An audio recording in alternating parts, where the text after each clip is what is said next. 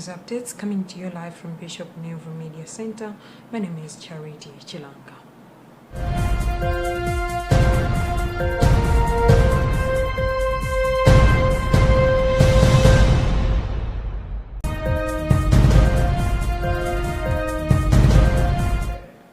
Following the Angelus on Sunday, Pope Francis notes the anniversary of the Universal Declaration of Human Rights and prays for all people who are suffering due to war. Marking the 75th anniversary of the signing of the Universal Declaration of Human Rights, Pope Francis said it is like a master plan and many steps have been taken, many still need to be made, and unfortunately at times the steps backward have been taken. The Holy Father said commitment to human rights is never finished, adding that he is close to all those who work and fight to defend human rights in the concrete situations of everyday life.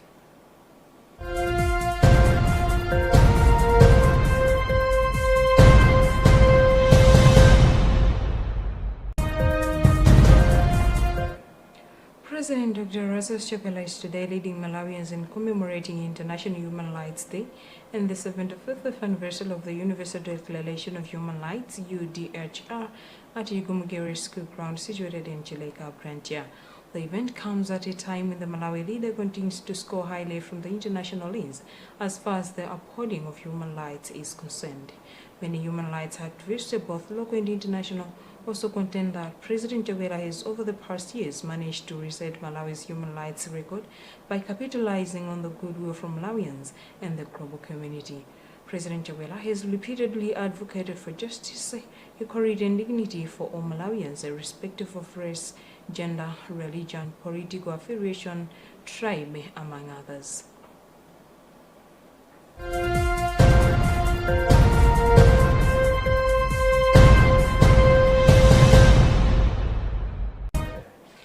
Mangoji Senior Resident Magistrates Court has denied granting bail to Bon Kalindo, who is answering charges of proposing violence. Kalindo, who was arrested on Friday, that occurred on November 13, 2023, when he led anti-government demonstrations. Kalindo has since denied the charges. Kalindo, through his lawyer Smart Khalifa, applied for bail on grounds that he is still presumed innocent until proven guilty, that he is a Malawian with permanent residence and hence cannot jump bail conditions, among other grounds. However, Senior Resident Magistrate Muhammad Chande said the court will make its ruling on bail application on 15th December 2023. Meanwhile, Kalindo has been put on remand at Mangoji Prison.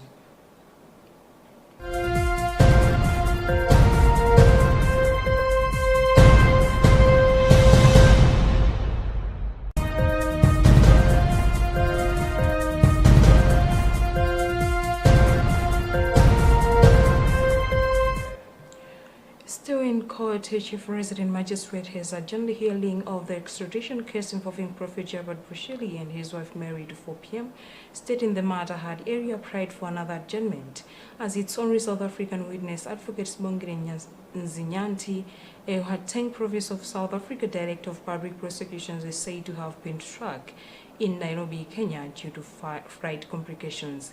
State Advocate Zigwendiantu Malunda prays to the Chief Resident Magistrate Madari Tsujimaza that the case should be adjourned to March next year, though indicating that Nzinyanti would be in the country around 2:15 today. Bushiri's lawyer Wapona Keita is objecting the prayer for adjournment, saying it shows that the South African seems not to be serious with the proceedings. Robert Edward reports from the court.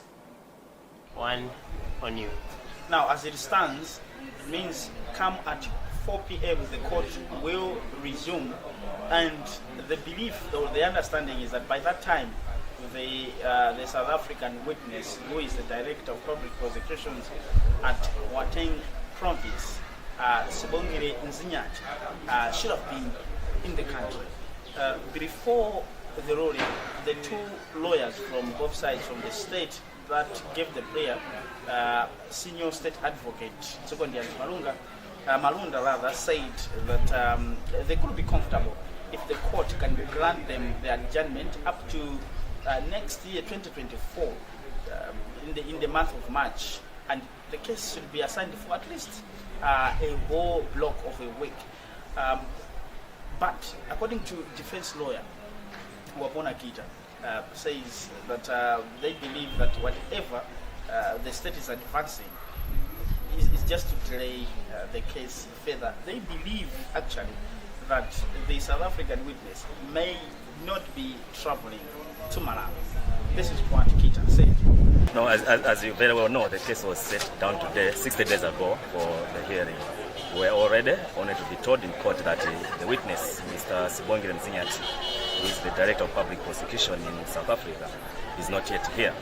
The reason being he missed his flight in Kenya. He traveled from South Africa to Kenya and to connect to Malawi. So we're saying that's not a good reason. There's no evidence of him missing his flight in Kenya.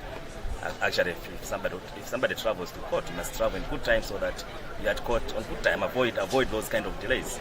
So we objected to that, and we believe the officer has not even traveled at all. So that's why we asked the court that no, if he has traveled and he says there's a connecting flight today, he's arriving at 2, then let's meet at 4 p.m. At least he can show up in court. Then he can explain to the court himself why was he not able to make it to court this morning. In her ruling on this matter, Chief Resident Magistrate Madam Chimwaza said if the South African witness is actually traveling to Malawi for the purposes of this case, then she would agree, and she has agreed with the defense, that the proceedings should resume at 4 p.m. now. The coming of today's proceeding is after expiry of 60 days from the 10th of October. That's when the case was adjourned for the almost similar reasons that the state were advancing to the court. And according to the ruling, the magistrate specified that all other issues has to be completed and all other application must be completed before the commencement of the case, which was supposed to be today. But there is, according to the state, some flight problems which the defense is not in agreement. For Luntha, this is Robert Edward.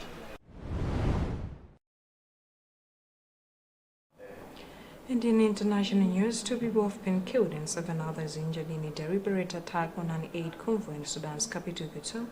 The Red Cross has said that the wounded included 3 charity staff.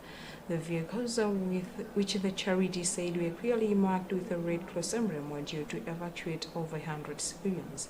In a statement, they said they were shocked and appalled. Sudan's civil war between the army and the paramilitary Rapid Support Forces is now in its 8th month.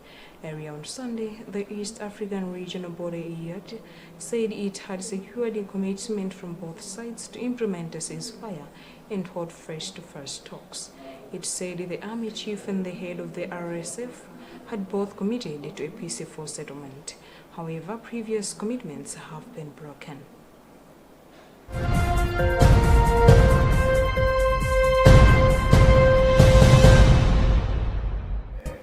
And that's all we had for now. You've been with me, Charity Chilanga. Good afternoon.